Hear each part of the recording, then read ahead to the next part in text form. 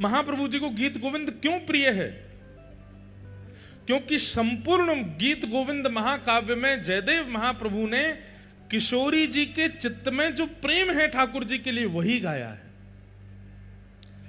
किशोरी जी के चित्त में जो प्रेम है, किशोरी जी जिस लीला का चिंतन करती रहती हैं सदैव। अब गीत गोविंद का जो हम लोग एक सर्ग गाते हैं, उस सर्ग में एक पंक्ति आती है, कालिया विषधारा गर्जन जनरंजन जनरंजन।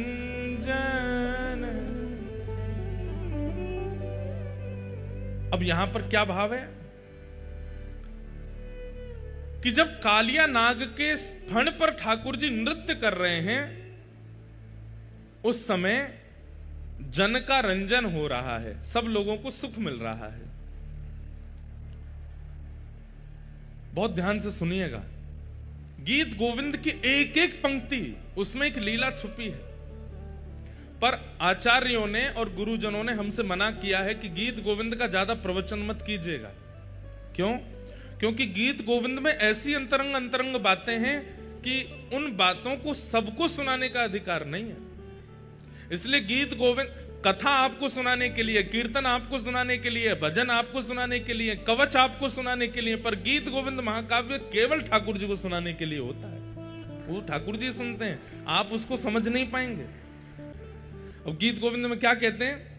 बोले जब कालिया नाग के ऊपर ठाकुर जी ने नृत्य किया, उस समय जन का रंजन हुआ। अब इसका सीधा अर्थ तो यह है कि ब्रजवासी यमुना जल पान नहीं कर पा रहे थे, गैया जमुना जल पी नहीं पा रही थी, इसलिए ठाकुर जी ने कालिया नाग को भगा करके समस्त ब्रजवासी जनों का रंजन किया, आनंद किया। लेकिन इसके पीछे गुप्त कथा क्या है? गुप्त कथा यह है कि ठाकुर जी जब वंशी बजाते हैं और ठाकुर जी जब गान करते हैं, तब किशोरी जी नृत्य करते हैं। ठाकुर जी बहुत निपुण हैं नृत्य में। ऐसा अद्भुत नृत्य ठाकुर जी करते हैं कि ठाकुर जी के नृत्य को देख करके सब सहचरियां, सखियां, जो देख लेता है वो देखता ही रह जाता है ठाकुर जी को। ऐसा नृत्य ठाकुर जी करते हैं। लेकिन जैसे ही किशोरी जी नृत्य करना प्रारंभ करती हैं, तो ठाकुर जी अपना नृत्य भूल जाते हैं, किशोरी जी को देखते हैं। तब ठाकुर जी ने किशोरी जी के चरणों में प्रणाम करके कहा कि हे श्यामाजू, मुंह पे नेक कृपा करो। बोले कहा कृपा करें? बोले इतना बढ़िया आप नृत्य